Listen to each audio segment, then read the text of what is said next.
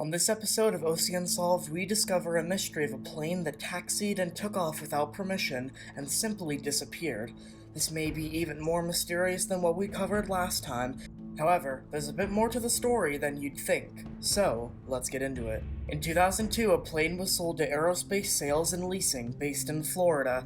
It was chosen because the plane was in very good condition and the airline had strict safety protocols, even though it went under 2 weeks of repair work. In February, the plane was sold to a man by the name of Keith Irwin, who had entered a joint contract with Cargo Air Transport Systems. He had been awarded the contract to transport fuel to diamond mines in Angola. This was because transporting fuel via land was impossible due to the ongoing civil war.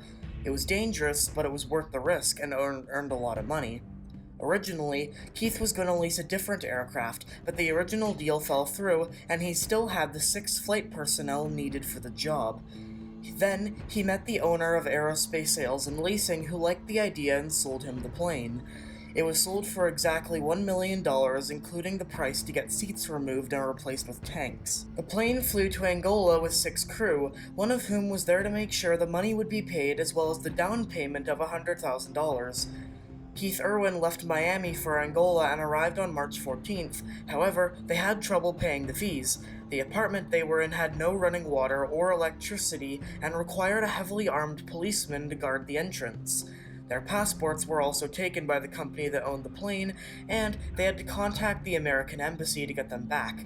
2 crewmen left very quickly, but the remaining crew stayed because the venture would have enormous rewards. The flight would not begin for weeks because Keith lost his original partner and had to find a new contractor. He did find one, however. In April, the 727 began making flights and everything seemed up for Keith and the crew. However, the conditions were very dangerous, having to avoid gunfire and getting the landing gear stuck in the mud. One crew member left and never returned. He found a local crew member and flights continued. However, things began to take a turn for the worst. One night, someone unlocked the door to Keith's room and tried to get in, but there was a chair wedged underneath the door, and Keith eventually yelled at him to go away. The security guard apparently revealed that they were bribed to give the keycard to the man. Irwin left the country for good the next day, letting the plane collect dust in Luanda, the capital of Angola. The harsh conditions and neglect rendered the plane unsafe to fly. Irwin paid half of what he owed upon his return to South Africa, but then stopped sending the money. The CEO of Aerospace Leasing traveled to Nigeria with another 727 he was going to sell. He brought with him a man named Ben Charles Padilla from Pensacola. He came to fly the plane and explain the new systems to its owners. Once it was sold, the CEO flew back to Florida. However, there was still that 727 collecting dust in Angola. They decided that since Irwin hadn't paid the full amount, it was still theirs, so he sent Padilla to go to Angola to retrieve it. It had relatively new engines, which were still of value. Once in Florida, it was planned to be repaired and fully returned to service. It was hoped that this would make up for the lost money from the deal with Irwin. He found a buyer for the engines and planned to fly to Johannesburg with Air Gemini, a local airline, helping Padilla with repairs to the plane. Then, on May 25th, the plane mysteriously rolled out of the hangar and taxied to the runway. The control tower tried to make contact with the plane, but it took off with Padilla and another man named John Matutu, the co-pilot. The next day, Air Gemini asked the buyer why the plane took off ahead of schedule. He contacted the U.S. Embassy and called his wife in the U.S. to contact the FBI. The FBI conducted a search for the plane as this was only 20 months after 9/11. And with that, let's get into the theories.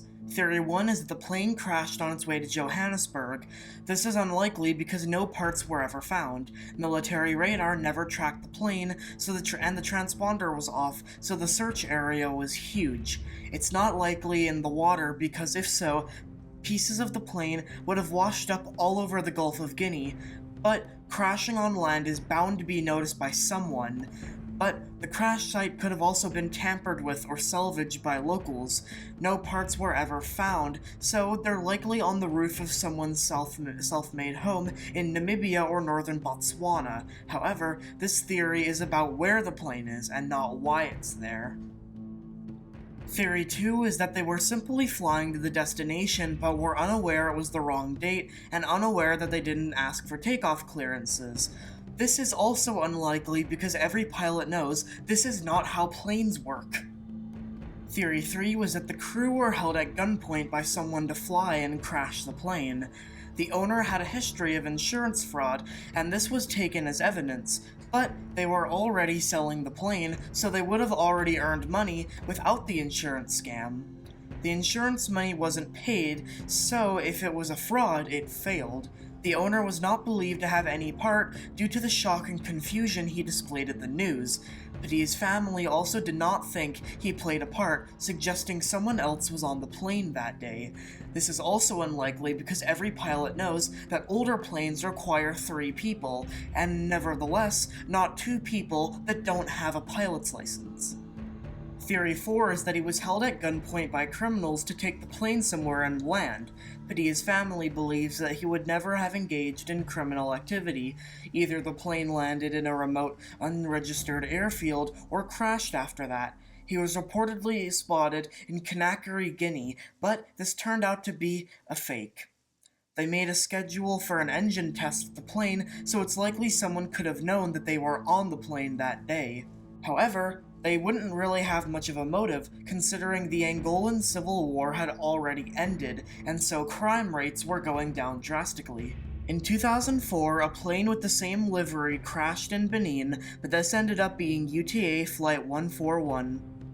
The plane remains the second largest flight to disappear without a trace, however, is overshadowed by MH370.